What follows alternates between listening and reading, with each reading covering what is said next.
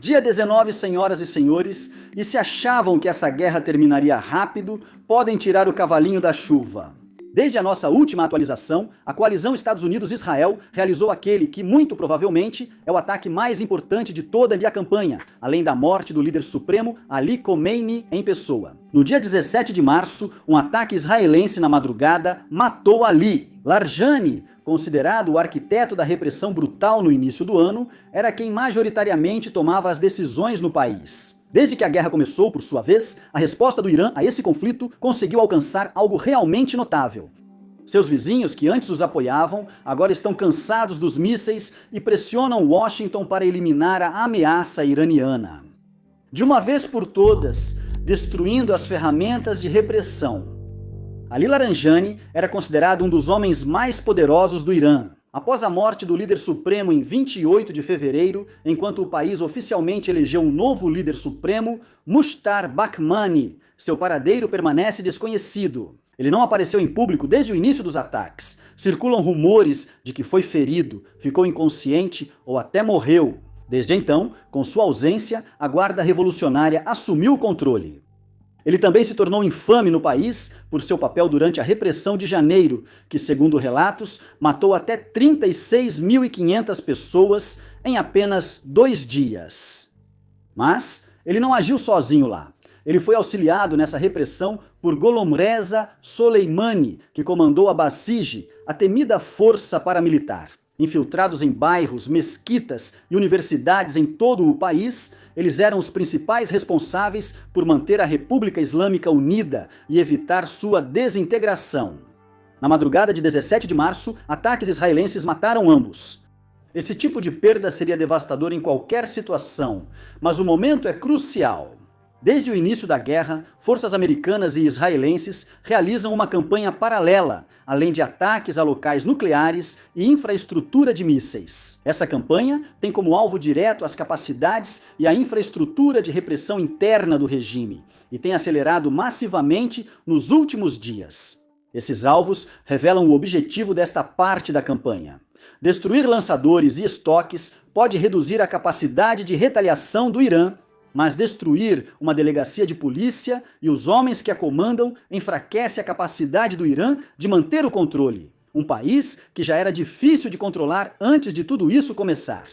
Agora, há uma ressalva importante aqui, antes que a gente se empolgue demais com avaliações de que o regime está em perigo iminente de colapso total. Só por causa desses 2 ataques. Grande parte da Guarda Revolucionária e dos Basij se dispersou em áreas civis desde o início das ofensivas. Soleimani, conforme relatos, estava em um acampamento paramilitar em Teherã quando foi atingido pelo ataque. Além disso, a estrutura central provincial em torno da qual a guarda foi organizada foi construída justamente para sobreviver a esse tipo de decapitação. Com unidades semi-autônomas que podem operar de forma independente, mesmo que o comando central seja desativado, destruir sua infraestrutura física e seus principais líderes realmente faz diferença. Mas isso não significa que a base perdeu a capacidade de trabalhar. Se qualquer uma dessas medidas será suficiente, é uma questão que pode ser respondida em breve, durante o festival tradicional Chahar-Shambhe Suri, de salto sobre o fogo, com milhares de anos. Iranianos de todo o país desafiam o regime e vão às ruas com fogueiras e fogos de artifício. Relatos iniciais da celebração sugerem que as comemorações estão espalhadas por todo o país e que repressões já estão acontecendo. No distrito de Shitikar, oeste de Teherã, vídeos mostram tiros enquanto forças de segurança dispersam a multidão em volta das fogueiras e agentes à paisana fazem prisões. Confrontos parecidos ocorreram em Karaj e Mashhad. Agora vamos observar a situação, mas os próximos dias serão o teste real. O Nauruz, ou Ano Novo Persa, ocorre em 20 de março este ano. Tradicionalmente, é uma das maiores celebrações públicas no Irã e tem sido palco frequente de protestos contra o regime. No ano passado, eles prenderam dezenas de pessoas em várias províncias durante o Nauruz. Isso foi antes de tudo isso começar. Este ano, a situação mudou um pouco, porém, não queremos colocar todas as esperanças no Nauruz como momento decisivo. Ainda assim, é um teste importante da teoria central da coalizão para derrubar ou pressionar o regime, degradando suas ferramentas de repressão. Se for o suficiente, e a população será capaz de fazer o resto. Eles acreditam que podem derrubar a República Islâmica sem uma operação como a do Iraque, sem tropas em solo. Mas as pessoas que realmente controlam a situação no local, os homens armados, por assim dizer, estão operando sob uma teoria bem diferente. A exemplo mais claro foi em março, quando o presidente Pezeshkian pediu desculpas publicamente aos estados do Golfo por lançamentos de mísseis descontrolados. O que, de outra forma, deveria ter sido visto como um passo sensato na direção certa, já que nenhum dos estados do Golfo estava atacando o Irã, certo? Não exatamente. A Guarda Revolucionária o ignorou e seguiu atacando Bahrein, Emirados Árabes Unidos, Catar e outros locais da região. Segundo relatos, ficaram furiosos porque o presidente recuou publicamente da luta. A importância disso para o cenário interno é impossível superestimar. A Guarda nunca foi uma força militar doméstica, mas sim um grupo de linha dura movido por ideologia, criado explicitamente para defender a existência contínua da República Islâmica. Não importa o custo, aconteça o que acontecer. Nas ruas de Teherã, não parece que esses homens largarão as armas e sairão de cena pacificamente. Um vizinho difícil. A postura linha dura da Guarda Revolucionária revelou as dinâmicas de poder em Teherã e ajudou a remodelar a região de formas antes inimagináveis. Poucas semanas antes da guerra, os estados do Golfo eram o que o Irã tinha de mais próximo de uma coalizão contra uma ação militar americana, mesmo abrigando bases dos Estados Unidos. A maioria deles pressionou firmemente a Casa Branca para não atacar o Irã e estava trabalhando ativamente para tentar encontrar pontos em comum entre Washington e Teherã, para que pudessem evitar um conflito. Apesar de motivados pela autopreservação, eles sabiam que conflitos na região prejudicam seus lucros no curto prazo. Eles ainda eram dos melhores amigos que Teherã tinha. Os Emirados reconstruíram por anos a relação com o Irã e o chanceler de Daman estava em Washington debatendo isso com o vice-presidente J.D. Vance um dia antes dos ataques. Nenhum deles duvidava que o Irã era uma ameaça. Eles abrigavam bases dos Estados Unidos por um motivo, afinal, mas calcularam que conviver com a ameaça iraniana seria preferível a ficar praticamente indefesos em uma guerra. A resposta do Irã à Operação Fúria Épica resolveu esse debate em cerca de 72 horas. Desde 28 de fevereiro, o Irã lançou mais de 1.800 projéteis entre mísseis balísticos e drones apenas contra os Emirados Árabes Unidos.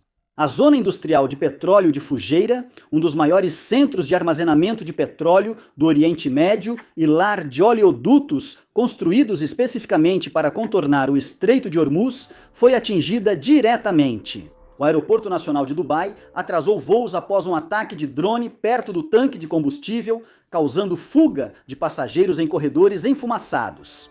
A situação no Oriente Médio permanece semelhante. Apesar das defesas aéreas dos Estados Unidos interceptarem a maioria dos ataques iranianos, alguns ainda conseguem passar.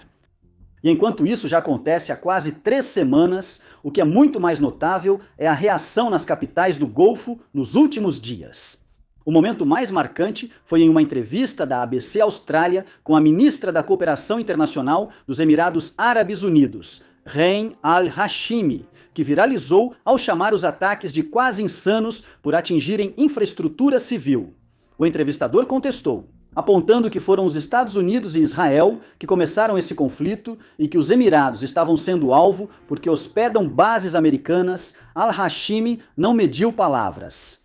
Independente de como isso começou, as medidas retaliatórias que o Irã tomou para atacar os estados do Golfo são realmente onde está o problema para nós. Nosso relacionamento com os Estados Unidos não vacila em momentos de crise. Nós não aceitamos ser intimidados. Fim de citação. O Bahrein foi ainda mais longe, rotulando o Irã como traiçoeiro. O Bahrein liderou a proposta de resolução do Conselho de Segurança da ONU, condenando o Irã por seus alvos no conflito, aprovada com apoio incomumente expressivo. Embora nem todos no Golfo tenham sido tão enfáticos assim, todos têm seguido na mesma direção. O CCG formalizou essa mudança, invocando o direito à autodefesa coletiva do artigo 51 da Carta da ONU e reservando explicitamente a opção de responder militarmente. Mas por trás das declarações públicas pedindo paz, as mensagens privadas para Washington têm sido muito mais diretas. Terminem o trabalho. Autoridades do Golfo pressionam o governo Trump para garantir que o Irã não possa mais ameaçar sua infraestrutura. Embora isso não signifique necessariamente uma mudança total de regime, o foco é paralisar completamente as capacidades militares do país por muito, muito tempo. Mas vamos recuar e analisar o que está acontecendo. Em 3 semanas, o Irã transformou todos os estados do Golfo que faziam lobby em Washington a seu favor em parceiros que apoiam ativamente da campanha para destruir suas capacidades militares. Sob quase qualquer aspecto, uma das decisões de política externa mais autodestrutivas que um país já tomou no Oriente Médio moderno. Agora, a seguir, o que vamos fazer é discutir a situação deteriorante no Estreito de Hormuz. Mas antes de fazermos isso, gostaríamos de tirar um momento para falar sobre Warfronts. Este é o site premium da equipe, um portal de notícias e análises de conflitos globais. No Warfronts, contamos com jornalistas premiados e especialistas para trazer insights essenciais sobre guerras, tensões e geopolítica que moldam o mundo. Além disso, oferecemos episódios exclusivos em vídeo toda semana, assim como o nosso episódio Briefing Room, uma coletânea de sábado com histórias pouco divulgadas de todo o mundo que você pode ter perdido. Nesta semana, nossa equipe está ampliando a cobertura do conflito no Irã com um podcast diário de acesso gratuito que resume todos os últimos desdobramentos da guerra. Ele se chama Boletim Diário do Irã. Lançaremos o podcast diariamente em dias úteis até o fim do conflito. Inscreva-se para ser notificado de novos episódios. O acesso ao boletim é gratuito e não exige conta. No Warfronts, já publicamos 2 episódios. Confira! Se quiser assinar, a assinatura custa $5 ao mês ou $50 ao ano. Isso amplia nossa cobertura gratuita e independente no YouTube. Confira e inscreva-se no Boletim Diário do Irã. E agora, voltando à guerra, o ponto de estrangulamento. Se o cenário diplomático é ruim para Teherã, o econômico é onde essa guerra realmente começa a afetar todo mundo. O Estreito de Hormuz, por onde passam cerca de 20 milhões de barris de petróleo por dia, virou a via marítima mais disputada do mundo. E a situação lá não evoluiu o suficiente, com tantas idas e vindas, para te deixar confuso sobre o que realmente está acontecendo ali. Para piorar, a resposta depende de a quem você pergunta. A marinha iraniana convencional, segundo relatos, praticamente não existe mais após ataques americanos e israelenses que destruíram quase toda a frota. Mas isso não garantiu passagem segura, pois os ativos responsáveis pelos danos nunca foram os grandes navios. Baterias de mísseis antinávio da Guarda Revolucionária Islâmica seguem disparando perto de Bandar Abbas e ilha de Qashem.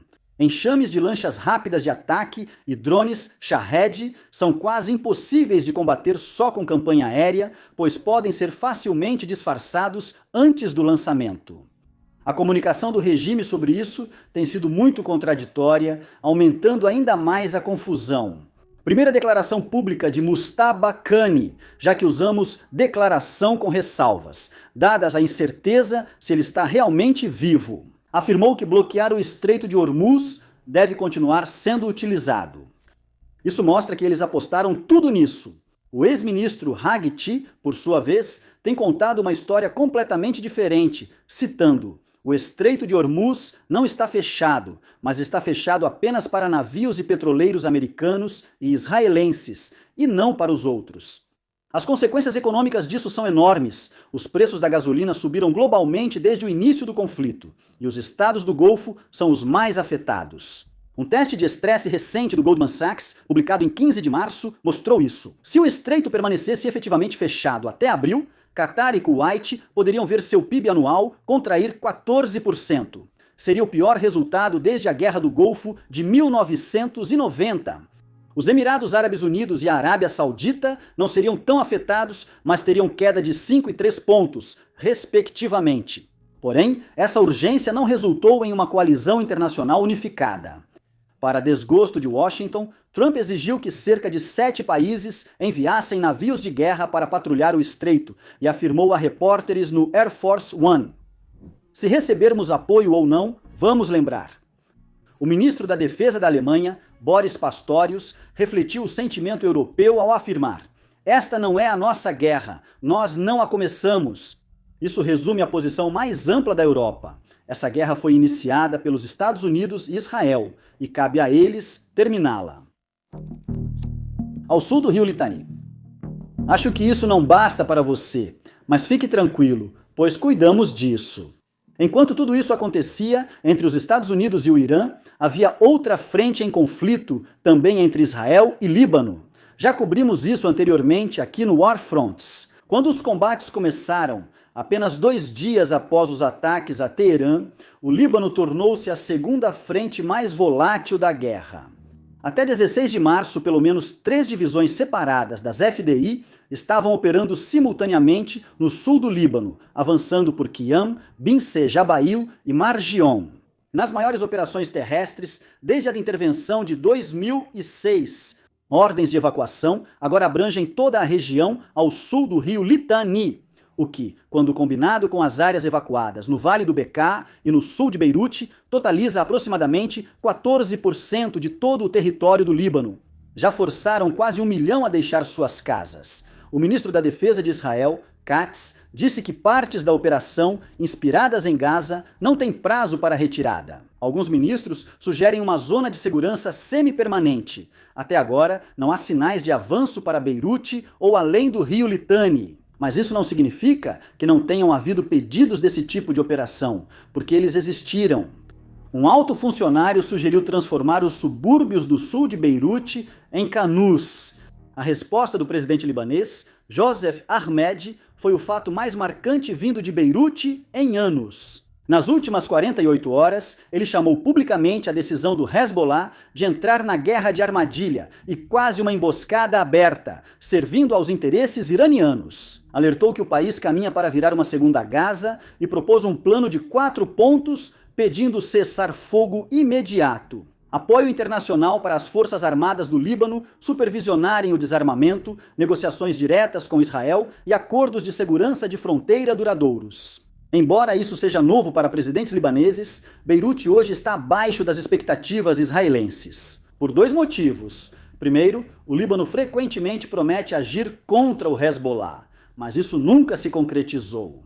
Além disso, as Forças Armadas libanesas já enfrentam dificuldades para impor a proibição das operações militares do Hezbollah, como relatado há uma semana. O ataque do Hezbollah devastou Beirute, que parecia ter alcançado um raro consenso entre as seitas de que o grupo deveria sair. Apesar dos sinais iniciais de seriedade das Forças Armadas libanesas, o exército praticamente parou.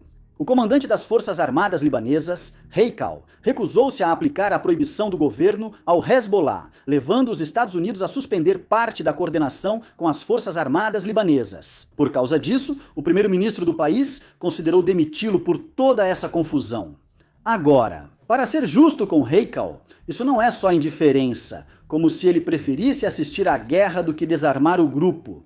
Mas não poderíamos culpá-lo, se fosse o caso, mas na verdade ele calcula que 20 a 30% das forças armadas libanesas são xiitas e talvez se recusassem a agir contra o Hezbollah, arriscando fratura total das forças armadas. Lembre-se de que no Líbano a identidade sectária está no centro de praticamente tudo o que acontece, especialmente na política.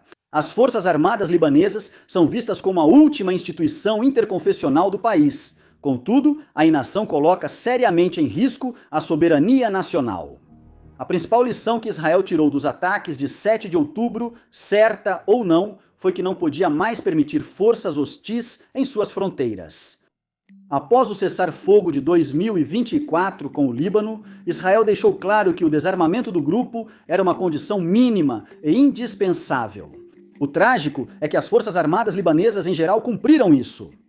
No início do ano, concluíram a primeira fase da operação, e embora tenha sido um processo lento, potencialmente tão lento que o Hezbollah estava realmente se rearmando mais rápido em outras partes do país do que estava sendo desarmado, as Forças Armadas libanesas ainda assim demonstraram que podiam cumprir. E tudo isso é agravado pelo fato de que, mesmo hoje, neste exato momento, o Hezbollah continua lançando ataques contra Israel. Apesar do arsenal severamente reduzido e da possibilidade de novas perdas nos confrontos com as forças de defesa de Israel, eles não demonstram intenção de se render. Encerramos por hoje. Podem acreditar, Ainda há muito por vir enquanto a situação evolui. Obrigado por assistir.